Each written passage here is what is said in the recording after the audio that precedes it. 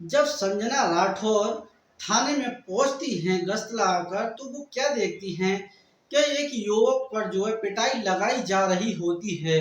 वो युवक कोई और नहीं होता। जब जाकर देखती हैं तो वो उनका जो है तलाकशुदा पति होता है। जैसे ही वो गश्त से पहुंचती है, जब पिटाई लगाई जा रही होती है, तो उसे देखकर जो है हैचम में पड़ जाती हैं।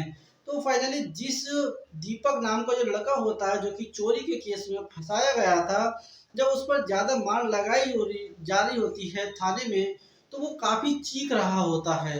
तो उसकी चीख सुनकर जब वो देखती है तो उनकी आंखों के नीचे जमीन खिसक जाती है। वो देखती है कि उनका कोई, वो जिस पर मार लगाई जा रही है वो कोई और नहीं बल्कि उनका हस्बैंड है दीपक नाम का, जो उनका 7 साल पहले डिवोर्स हो गया था। तो जैसे वो देखती हैं तो उन्हें वो समझाती है और कहती हैं, अरे जरा रुको। तो उन्हें जो रुकवा देती हैं और उस दीपक नाम का जो लड़का होता है वो कहती है कि जरा छुपो। तो उनकी तरफ देखता है पर दीपक उन्हें पहचान नहीं पाता है। पर जो संजना राठौर जो होती है उसे पहचान लेती हैं कि वही दीपक है जिसने मुझे घर से निकालकर बाहर किया था और डिवोर्स कराया था। तो आइए इस कहानी को आप जानते हैं। ये कहानी बहुत ही अच्छी होने वाली है। तो इस कहानी को जानने से पहले मैं आपसे एक छोटा सा रिक्वेस्ट करता हूँ, वीडियो को लाइक और चैनल को सब्सक्राइब कर देना, ताकि हमारा मोटिवेशन हमको मिलता रहे और हम आपको ऐसी एक नई से नई कहानी लेकर आए। तो आइए जानते हैं कि कहानी में क्या होने वाला है और क्या हुआ था।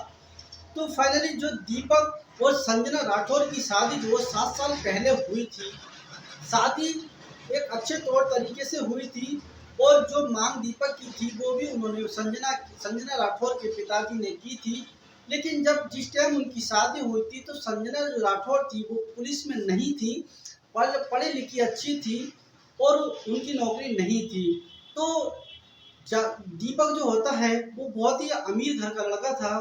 वो अय्यासी लड़का होता है और घर की जिम्मेदारी को समझ नहीं पाता, लेकिन उसके पिताजी काफी अमीर होते हैं जो कि गुजर गए होते हैं। तो जब उस दीपक की शादी होती है तो उसकी माताजी और एक सिस्टर परिवार में होती है।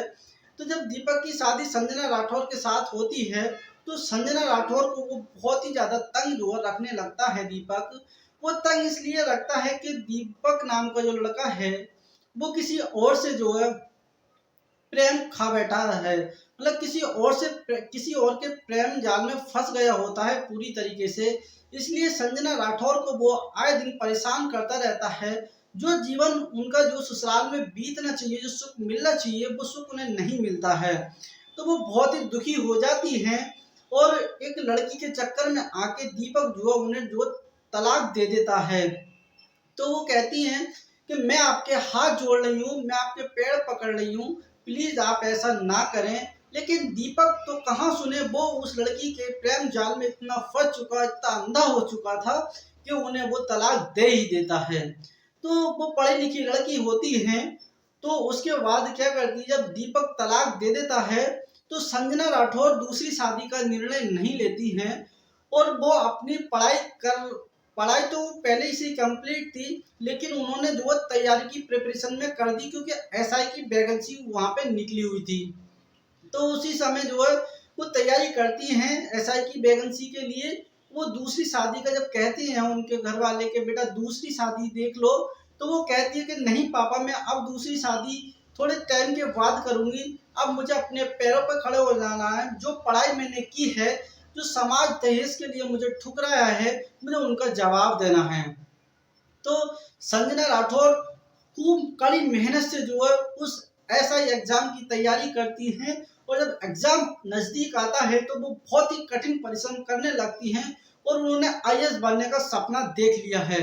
तो आईएएस बनने के सपने के अनुसार उनका जुनून इतना हद तक जो सवाल हो जाता है कि वो खाना पीना भी एक टाइम को नजरअंदाज करके पढ़ाई में ही लगी रहती हैं।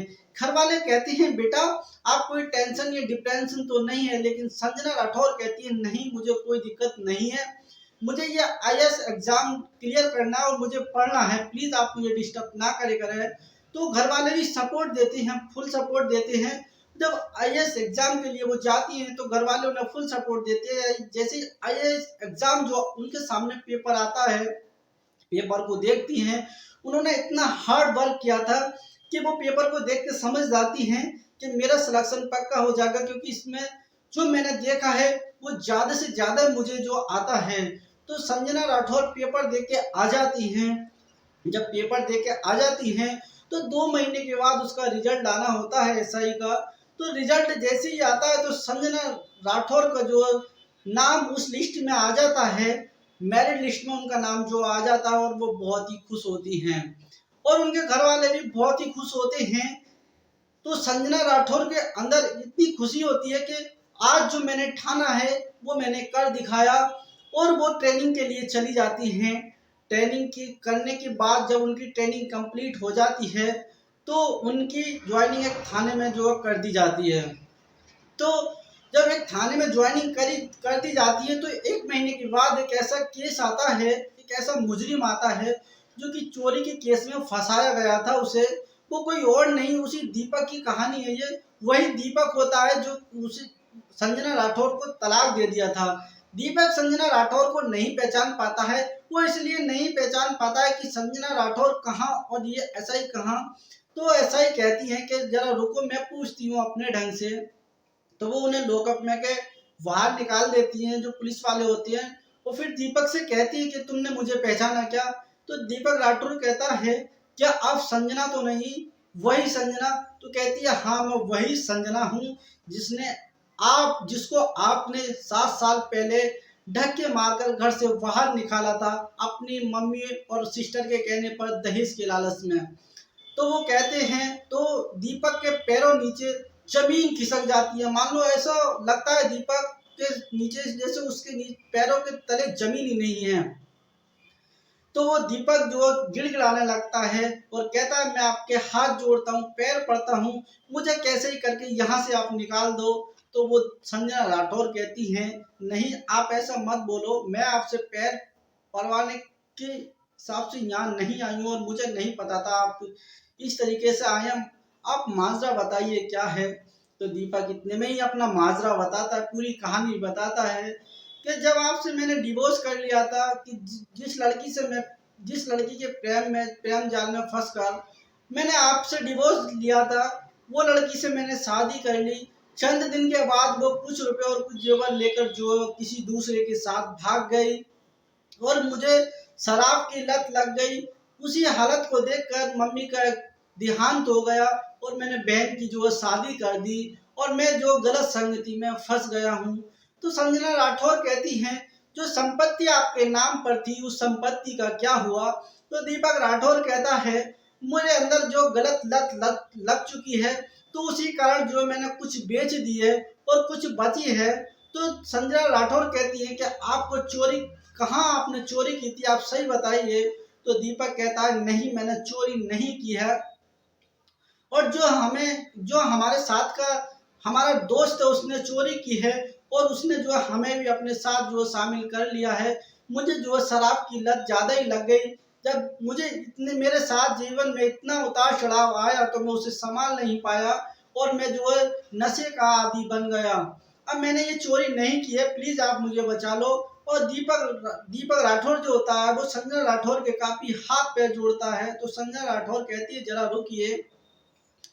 तो संजना राठौर उनके सारे दोस्तों को पता मालूम कर लेती है और जो असली गुनाहगार होते हैं उन्हें इस केस में जो है उनके ऊपर केस बोर्ड लगा देती हैं और उन्हें दीपक को जो है छुड़ा लेती हैं। तो दीपक को जब छुड़ा लेती हैं तो दीपक कहता है कि जो कुछ हुआ वो जो उसे एक सपना समझकर भूल जाइए और मुझे अपना नौकर समझकर ही अपना लीजिए। तो संजना राठौर कहती है, आप यहाँ से जाइए और फला जगह आप एक मंदिर पर वो उसे जो है बुलाती हैं। जो दीपक राठौर को जो है एक अलग एकांत जगह में बुलाती हैं और वहाँ पर जब वो मिलते हैं तो सादा वर्दी में वो संजना राठौर वहाँ पर पहुँच जाती हैं और कहती हैं कि यहाँ पे आप तो सभी जानते हैं कि ये मुजरिम दीपक नाम का जो मुजरिम है जो चोरी के केस में पकड़ा गया था, आप लोग सभी जानते हैं। तो मेरा जो ट्रांसफ़र है वो किसी दूसरे थाने में होने वाला है, वहाँ आप आ जाना, मैं आपको बुलाऊंगी। तो दोस्तों क्या है कि 3 दिन बाद जो है उनका ट्रांसफ़र जो है दूसरी जगह पोस्टिंग कर दिया जाता है। तो जैसे ही वो वहाँ पर जो पोस्टिंग कर दिया जाता है उनका, तो वहाँ पर वो थाने में जो है एसआई के पद पर पहुंच जाती हैं। तो वहां पर पहुंचने के बाद वो दीपक के पास फोन करती हैं। जब दीपक के पास फोन करती हैं तो दीपक फोन उठाता है और वो बुलाती है कि आप परा जगह इस पार्क में, यहाँ पर आप मुझे मिलना। तो दीपक अच्छे साफ सुथरे कपड़े पहन के वहां पर पहुंचता है। तो वहां पर पहुंचता है तो वो इतनी हिम्मत नहीं जुटा पाता है, लेकिन धीरे धीरे हिम्मत जुटाकर उनके पास पहुंच जाता है। और संजना राठौर कहती है कि बताइए आप क्या कह रहे हो। तो दीपक राठौर बोलते हैं कि जो कुछ हुआ है उसे एक सपना समझकर भूल जाइए और मुझे एक नौकरी समझ के अपना लीजिए। तो संजना राठौर कहती है कि मैंने आपसे कितने हाथ पैर जोड़े थे कि आप मुझे इस तरीके से घर से ना निकालो। प्लीज, मैंने आपसे कितना अनुरोध किया था, कितना विनती मांगी थी, लेकिन आपने एक नहीं सुनी। तो दीपक गिड़गिड़ाने लगता है और संजना राठौर कहती हैं ठीक है, कोई बात नहीं, मैं कोर्ट के रिवाज से दोबारा आपसे मंदिर में शादी करूंगी। तो दीपक खुश हो जाता है, लेकिन संजना राठौर कहती हैं कि आपको ये नशा जो है ये सारे गलत ऐप छोड़ने पड़ेंगे। तो दीपक जो कहता है मैं सब कुछ छोड़ सकता हूँ, मुझे एक इंसान की आपकी ज़रूरत है जो कि मेरा सहारा बन सके, मेरा कोई नहीं है, मेरी मम्मी भी गुजर गई, पिताजी भी गुजर चुके हैं। तो संजना राठौर जो है दीपक राठौर से दोबारा मंदिर में जयमाला डालकर शादी कर लेती हैं। तो दीपक बहुत ही नेक बंदा हो जाता है, सारे गलत काम छोड़ देता है और जो प्रॉपर्टी होती है वो संजना राठौर के हवाले कर देता है। बोले आज से आप ही देखो इसे। बोले ठीक है। तो उनके ऐसे ही जब उनका विवाह हो जाता है दोबारा, तो काफी मंथ के बीतने के बाद, एक साल बीतने के बाद, तो उनके एक बेटा भी होता है। तो दीपक इतना बदल गया था कि सारा काम छोड़कर वो एक अच्छा जीवन जो है जीने लगता है और उनके एक प्यारा बेटा होता है। तो दोस्तों, इस कहानी के माध्यम से मैं आपको यही समझाना चाहता हूँ, एक गलत इंसान भी सुधर सकता है अगर उसे एक अच्छा इंसान सुधारने वाला मिल जाए। तो क्या ये संजना राठौर ने दीपक के साथ कैसा किया, अच्छा किया या गलत किया, मुझे आप कमेंट में जरूर बताना। अगर गाइस संजना राठौर दीपक को नहीं अपनाती तो दीपक राठौर जो गुनाह के दलदल में फंस जाता है। तो मिलता हूँ फिर किसी एक नई कहानी के साथ। मुझे कमेंट में बताना कि इस कहानी से आपको क्या प्रेरणा मिलती है। संजना राठौर ने दीपक राठौर के साथ जो किया है वो अच्छा किया या बुरा किया। तो फिर मिलता हूँ किसी नेक्स्ट कहानी में, जब तक के लिए जय हिंद, वंदे मातरम।